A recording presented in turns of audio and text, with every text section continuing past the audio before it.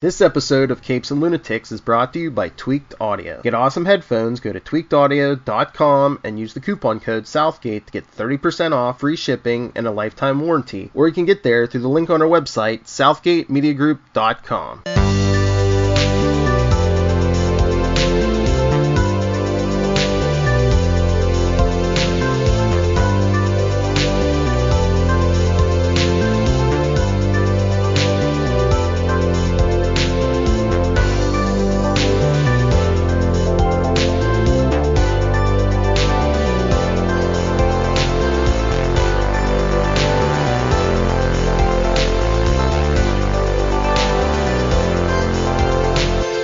Avast me hearties, and welcome once again to Full Stream Ahead!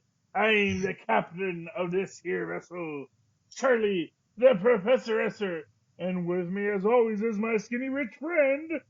It's Mozz. Hey Mozz, welcome back to Full Stream Ahead, Season 2, Season 1. Episode... No, it was... No. Season 2 of, well, I don't know how we're counting these. I don't know. The podcast. I don't know Oh, interesting. I see. Yeah, because I don't remember if we were counting the Black Mirrors as the end of the last season or the start of this season. But right now we're reviewing Season 1, Episode 3 of The Mandalorian, The Sin. The battered Mandalorian returns to his client for his reward. Our director this week is Deborah Chow. Our writer is, of course, Jon Favreau, with also getting that great created by credit. And George Lucas getting that based on characters created by credit. Pedro Pascal is, of course, our Mandalorian. Werner Herzog, our client. Omid Abtahai is our Dr. Persing. Yeah. Carl Weathers, Grief Karga. Emily Swallow is our armorer, and Tite Fletcher is Paz Vizsla. I have no idea who that even is. But anyway. Tate Fletcher is a former UFC fighter. Okay. Well, yes, I did not know that, but I also do not know who Paz Vizsla is. Right. I was wondering when you said that, because I didn't think I saw him in the episode. That's a face I thought I would recognize, but that's interesting. Well, he might be under, prosthetic. Oh, that's fair. That's fair. Oh, what a fun episode this was. Oh, this was great. This is, it's always hard to say, was this the best episode of Mandalorian or not, but this was a really great episode of Mandalorian. I mean, there's no ifs, ands, or buts about it. This is really where we get what the Mandalorian is about. What is our actual... This is what sets everything up. Yeah, it tells us so much about the Mandalorian, and it upholds sort of the awe and the wonder that you expect from Star Wars. Yeah. Well, yeah. Not only at all the action and all the cool stuff that's happening, but in sort of what it means too. Like you get so much of what they are, but then you're left with more questions too. Yeah. Yeah, well, there really is just nothing but questions in this, and so many things that are happening. Everything's sort of like just moving so fast in this episode. We have our Mandalorian return with the child, and there's an interesting theory on this that if you subscribe to the theory that the child is actually mind manipulating. Oh, right. Okay. The Mandalorian to take care of him. That it's because he's passed out from the previous Mudhorn encounter that he's actually free of him and can actually drop him off. I don't know if I necessarily buy that, but it was an interesting timing question with this. Is that yes? Because then why wouldn't he take over his mind in that moment? Or maybe he was, and that's why he was, questioning it enough to break protocol and ask what you were going to do with it, Well, yeah, and that is the whole question is, what are you going to do with it? And it's no questions asked. And it really is just that, there's a Twilight Zone I really like called The Button. And it's your basic monkey's paw kind of Twilight Zone setup episode where it's like they say we'll give you $50,000 when you push this button. Just know that when you push this button, someone you don't even know, someone will die, but don't worry, it'll be someone you don't even know. Eventually, they push the button, they get the $50,000, and then they come and they say, well, what are you going to do with the button? They say, oh, well, we'll recycle it and we'll send it to someone else. And they say, you're going to send that to someone else? Like, yeah, but don't worry, it'll be someone you don't even know.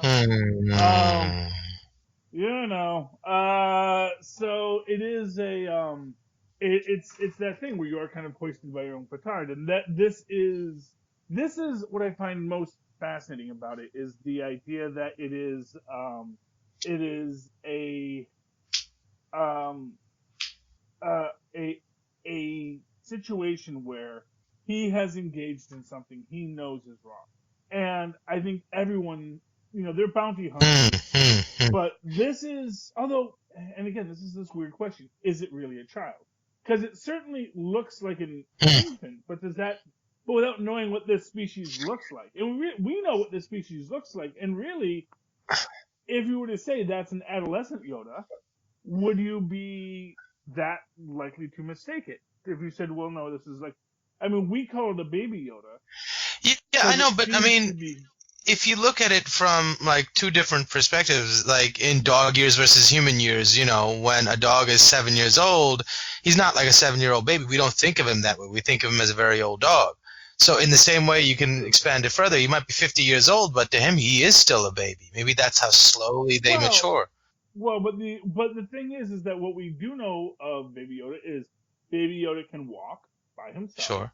Baby Yoda can feed himself. That is interesting. Yeah, that's a good point. Baby Yoda can even, arguably hunt and catch a frog. So why hasn't he been... Well, I guess he had been able to sort of swipe away the attacks of all the other assassins before the Mandalorian. Well, then it goes to that argument that maybe he was, mind manipulated. I just don't want to think of it that way. It spoils his cuteness. Well... Yeah. Cuteness can be evil. This is true. You can't always trust. That's fair. But even beyond that, it could also even be, as I like to say, it could also be theoretically a instinctual or reflexive manipulation of the Force. Huh. Right. That if Yoda's species, if the Tridactyls simply are so attuned to the Force, have the Force flowing through them so much, that it's like to them the Force is like light or sound. It's something that's all around you. You see it, you perceive it, and you feel it, and you don't even realize what you're doing, in the same way that a child doesn't realize when they start making noises what those noises really mean. Yeah, and it's interesting. So, if it is reflexive, he hasn't built, I guess, enough knowledge of the world to have something to reflect off of, to think, hey, maybe people don't think this is a good idea, So to him, he has no moral perspective, and it would just be something he does, like a biological function. Yes, and, what one thing we do see in this episode is the being that he has, that Yiddle, as I like to call him, has the most contact with. The doctor is the one who is trying so hard to protect him, who doesn't want to hurt him, even as they're doing what they're doing. They're going to do the extraction, whatever that means. Yeah, but Werner Herzog certainly seems to want to hurt him. Well, Werner Herzog wants, efficiency for the Empire, He seemed bothered and scared by it, though. Well, it's a very powerful. I mean, if you know what the Tridactyls are, then yeah, they can be very bothersome and very scary. Because we know that Master Yoda was one of these things, and for all we know, this species, there may be only a few of them in the universe, but they put out Jedi that, for all we know, they are the ones who created the Jedi, just because that's just how they evolved. They evolved into Jedi. So it's an interesting question, that. But we do see that, he turns in the child and he gets his ice cream maker full of and that is a lot of best stuff. Yeah. even giving Carl Weathers a bar of it as payment, it's a lot of Beskar, and of course he gets, and again he gets this slack from the other Mandalorians for working with ex Imperials because it's tainted money, but also it is Beskar, which is their metal and should be returned to the Mandalorians, which as Werner Herzog says, there is an order that you should have this again, and of course, he immediately blows it all on a really pimp set of armor. Yeah, but it seemed like he gave most of it to the cause and then took a little bit what was left, and she made him that armor, right? Like he didn't use. I mean, he might have blown all of his allotment or whatever he got for it, I guess. I see what you mean. Yeah, he wound up with a really nice armor out of the I thought so, but it seemed unfinished. It needed like a paint job. No? Well, this is actually something I'm thinking, is that I get the feeling that like that's what Beskar looks like when it first comes out. And then as it weathers, because if you remember what he had at the end, when he said it's almost lost its integrity, you see it's like all green, like we see Boba Fett's. That maybe once the Beskar starts to wear, it gets that green hue and the gray to it, and it's just like copper, it just gets that little patina. It gets that little patina, yes, and so I think that may in fact be what we're looking at there. As it stands, he's walking into that place with that. Although I like the whole point about, you don't have your sigil yet. And he says, well, what did you do on this adventure? He says, well, I slayed a mudhorn. And he says, oh, well, that'll be your symbol. He says, no, I can't have it because my enemy helped me kill it. Like, why would the enemy help you kill it? He didn't know I didn't know he was my enemy. Or he didn't know I was his enemy. He didn't know he was my enemy at the time. But anyway, but it's cool as he walks in, and of course everyone wants to take him down. You see, he goes to Carl Weathers, Grief Karga, to get what his next job's gonna be. And again, it's like there's just not another gig like this. And he's also, of course, doing the guild. Yeah. But you have this conflict of the code. Because on one hand, the basis of the code is, we obey the laws of the guild. We do the bounty, we don't ask questions, we bring them back. And right. Well, I feel like the guild is his work, but his religion is the Mandalorians. So that supersedes it. Yeah. And like the guild, I feel like is a temporary allegiance, isn't it? Well, no, I feel like the Mandalorians feel the same way. It's like, you take the job and you do the job. Right, I understand that, but like when he does what he does at the end, he's not betraying the Mandalorians, he's betraying the guild. So there's a delineation there, Well, yeah, what he does at the end, and to jump forward, essentially when he gets his back end in the deep fat fryer, he is all the other Mandalorians come to him at a great cost to themselves. Right. Because I kind of get the feeling in this that as far as the planet was concerned, there was one Mandalorian. Right. They didn't know there was an entire nest of Mandalorians there, which also gets me wondering if, like, when they'd see a Mandalorian, they just always assumed it was the same Mandalorian because only one Mandalorian went out at the same time. So, I saw the Mandalorian. He was over there, But if you think about it, that like always. Yeah, why would you ever question a different description when you know the world only has one? Well, exactly, and they all basically look the same. Yeah, and the other sense I got was that they knew he was in trouble, but they didn't come begrudgingly to his aid. Now, either it's just the brotherhood of the philosophy that is stronger than personal bickering that demanded that, but he genuinely said, go, we got this, we'll buy you some time.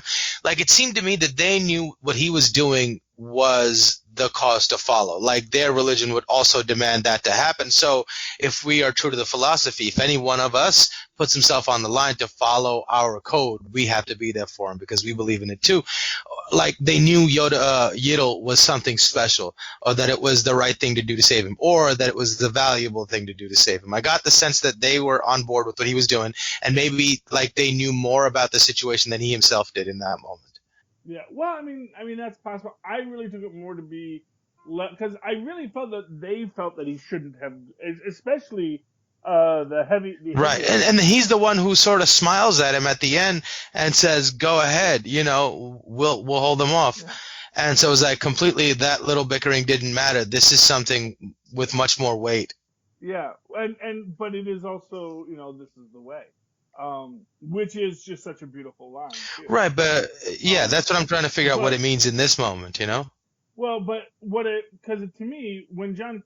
Because again, like I said, the heavy armor Mandalorian, played by Jon Favreau, tells him, Oh, that was Jon Favreau? We take a job, we do the job, That's what we do.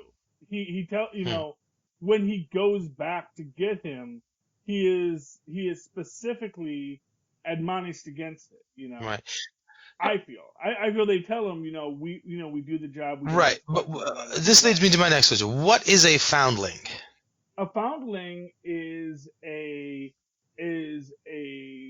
non-Mandalorian or a child not raised in the Mandalorian who's an orphan, essentially. So a foundling is an orphan that is brought into the Mandalorian culture because they don't have anywhere else to go. Right, so that's what made me think that what was the moment there. That's what was happening is that the Yiddle is. They consider him a foundling, and they keep saying we must protect the foundlings. That is the way. And so maybe that was something like a sacred duty. Like if you notice this situation, we protect the foundlings. And so like he saw power in that little child, and they were like, oh, he doesn't have his signet yet.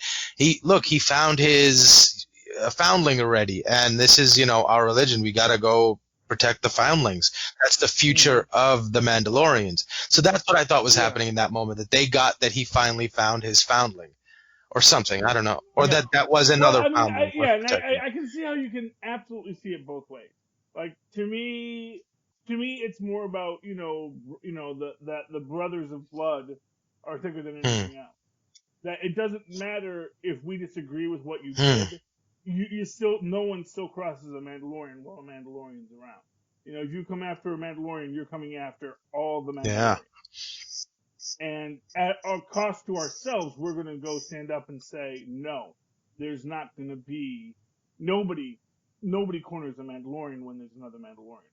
So that's my take on it. And, we get actually this lovely scene when, he gets like sent off by the other Mandalorians with their jetpacks. Yeah. He's like, I got to get me. Yeah. But no, I really liked. Regardless of how you want to see the scene, whether they're coming for the Mandalorian, or because it's just the Brotherhood and this is the way. Yeah. And, what they say is this is the way, regardless. Yeah. For whatever reason that they're coming back because that is their way. And it might even be a little bit of column A, a little bit of column A, a little bit of column A because you're a Mandalorian and we protect Mandalorians regardless. And it could also be because, you're protecting a foundling and this is also part of the way. I do think that is important because we get this idea of the Mandalorians having this really deep and beautiful culture. Episode 3. I heard you talk about armor and turning green and stuff. Yeah, about how the armor turns. Well, that's my theory, that the armor eventually starts to turn green once it weathers. Because you see, when he gets the brand new armor, it's all shiny. But when he was saying his armor was faded, it was losing its integrity. It had turned all deep green like that. Can I tell you something? What do you want to tell me? The green is actually a color because when Boba Fett became a Mandalorian, he wore green armor. He wore green and red armor. Well, yeah, I know they have the green and red armor. I'm just not sure that the green is paint or if that's just the way that the Beskar looks once it gets weathered. Also, Boba Fett's armor isn't Jango Fett's because Jango Fett's body, except for his helmet, was buried, and his helmet was exploded. Yeah, I know. Jerky Mace Windu. Mm. Only reason why I hate Mace Windu is he killed Jango Fett. And so unceremoniously. But, that is what happens. And of course, the way of the Mandalorian is a difficult way. Where do you put what? Back in the case. Where's the case? Okay, well. We'll keep an eye out for the case, and we'll put it in the case. Okay. The little wireless headset piece. But yeah, I mean, the way this plays out is really beautiful. I feel. Are you on the last episode? No, we're on the third episode. Oh, you said you were watching the last one. Well, no. No, you said you. Well, we haven't watched the last one yet. No. But we watched episode 3 and 4. What? Well, yes, I have watched the last episode. I've watched all the episodes. I'm aware of how the story ends. But anyway, where was I? You're confusing me, Tristan. You're distracting me. I love you though. Oh, anyway. Our other comics fell. You are my lovely fondling. The comics fell. No, the comics are over there. No, those are old comics. Okay. New ones are over there. Oh, anyway. Where was I? Yeah. Prior to this whole battle, well, and of course I do like. He gets his, what do they call it? The singing bird. That's his new weapon, which we get to see do, and it's like all the tiny little homing rockets, tiny little minuscule mini rockets, homing mini rockets, great for multiple attackers. Yes, and he does really clean out those force. Yeah. You really gotta, Tristan, as Tristan has said several times, he often feels bad for these stormtroopers because they cannot catch up. Yeah. They're just regular old people, and they keep on, they're dying horribly. But as we're watching this, he gets his armor, and everyone is looking at him when he comes in with the armor. Right. Because it is such it clearly looks different, and everyone is like very jealous because he got the big. It's very gaudy. Yeah. Well, it's the first time he has it, and it is like you said, a whole brand new Beskar armor. Yeah. And you think about how much, and this is again the whole idea that other Mandalorians are looking at him like, who the heck do you think you are? Because for most of them, they probably built their armor piece by piece, by job by job. He gets one job, and now he's got a brand new complete. Well, that, and this is also the job that they were all aiming for. They sort of had an idea of what the payout was going to be. I guess they didn't know it was going to be that much, but this is the job they were all also on. And he beat them all. I don't think any of the other Mandalorians were on the list. No, but he comes back and asks him. He goes, "Who else had a fob?" And he's like, "Everybody did, but you're the only one." So, I thought. But every other guild member. Right. They only think there's one Mandalorian on the planet. Right. No, but I mean, wasn't that bar only filled with guild members though? Yeah, but yeah. So they were. But among the other Mandalorians. Oh. So even among the other Mandalorians, again, to give this idea where some of them are looking down on him, it's because he's got this brand new armor with, sort of like he won the lottery. Yeah. And suddenly he's buying his fancy car and is, tricked out whatever, and everyone else is like, man, I earned everything I got. Yeah. We almost see it as a little bit ill-gotten, Anyway. Yes, Tristan, what is your question? Another reason why they didn't like him was because he was using Imperial credits and not Imperial credits. He was using Beskar that was stolen from Mandalore and smelted in the Imperial. Imperial Beskar. Yeah, well, Beskar that was smelted in an Empire forge, but that had been stolen from the Mandalorian. Can I say something weird? What is weird? If the Mandalorians hate if the Mandalorians hate the Stormtroopers, my question is, in the Clone Wars, they have such a thing as Imperial Mandalorians when the Mandalorians are taken over by the Empire. Yeah, well, there were probably some Mandalorians who decided to work with the Empire, just like anybody else. That's enough chips, Tristan. Okay. Put the rest away. He's having his dessert now. Yeah, but but this is the thing with this, and it really is just such a powerful episode with what the Mandalorian has to go through, both in giving up the child and realizing what he's doing when he does it, and then at the end when he has to go back and make right of it, and really put himself and his entire group of fellow Mandalorians at risk. You know, that it's such a thing he's had to go through here. He's had to let it happen and hope that it all works out. You know, and I don't think it's. I don't think by the end of this that we know it's going to work out. You know, I mean, he certainly hopes it does, and he hopes that all of the other Mandalorians are going to be okay, but he has no reason to think that. You know. I have a question. I mean, except for the fact that they're all Mandalorians, Right. and Mandalorians can handle themselves. I think. I have a question. What is your question, Tristan? It's about a Mandalorian time. Boba Fett did Come work. closer so they can hear you. Boba Fett did work. Come closer so they can hear you. Come on. Ask the question. Okay, Boba Fett did work with the Empire a lot. So does that kind of make him a bit like a Imperial Well, Mandalorian? yeah. So he would have been a Mandalorian who took jobs with the Empire when the Empire was strong. Which a lot of Mandalorians probably did. Although honestly, most of what Boba Fett did with the Empire was after. Well, I mean, he only interacts with the Empire once in Empire Strikes Back. Aside from that, he's strictly working with Jabba. It's only in the expanded universe that he is actually working with the Empire. Yeah, and actually, in many of those cases, not even that, he actually is sometimes as likely to be going up against the Empire as to be working with Once them. he actually fought Darth Vader. Yes, I know. That's a very good book. I actually have that book somewhere. The Darth Vader versus Boba Fett storyline. It's really good. What? Do Mandalorians choose where their flamethrower is? Because the Mandalorian and Boba Fett have theirs on here, but I think Jango Fett has his on too. Yeah, well, they probably depends on what your armor sets up or anything like that.